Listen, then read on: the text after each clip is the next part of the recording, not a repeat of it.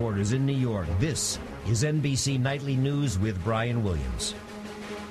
Good evening. The other night during his State of the Union speech, the president called out Congress for bad behavior and for our poisoned political era.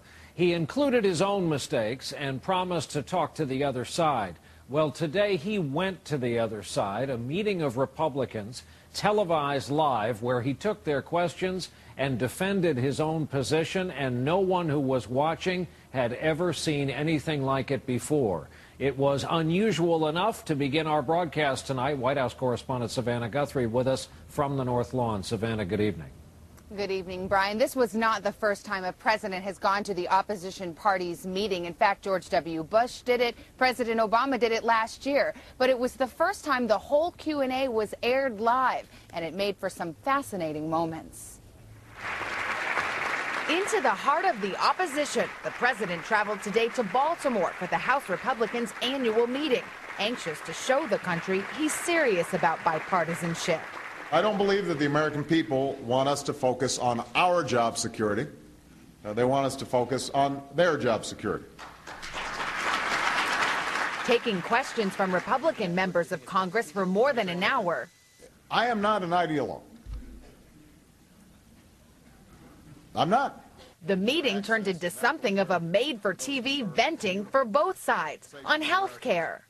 If you were to listen to the debate, and frankly how some of you went after this bill, you'd think that this thing was some Bolshevik plot. No, I mean, that's how you guys presented it. But Republicans told the president they'd presented ideas throughout the year, even handing him a booklet of all their proposals they said were ignored by Democrats. They've really been stiff-armed by Speaker Pelosi. Now, I know you're not in charge of that chamber, but there really is this dynamic of, frankly, being shut out. Acknowledging fault on both sides, the president said Democrats haven't rejected every Republican suggestion. I've read your legislation. I mean, I take a look at this stuff and the good ideas we take. But when Republican Mike Pence of Indiana suggested the $787 billion stimulus bill failed to keep unemployment in single digits as promised, the president pounced. We had lost, it turns out, 700,000 jobs in January, the month I was sworn in. I'm assuming it wasn't my administration policies that accounted for that. Republicans confronted the president for breaking promises about transparency. When you stood up before the American people multiple times and said you would broadcast the health care debates on C-SPAN, you didn't. I was disappointed, and I think a lot of Americans were disappointed.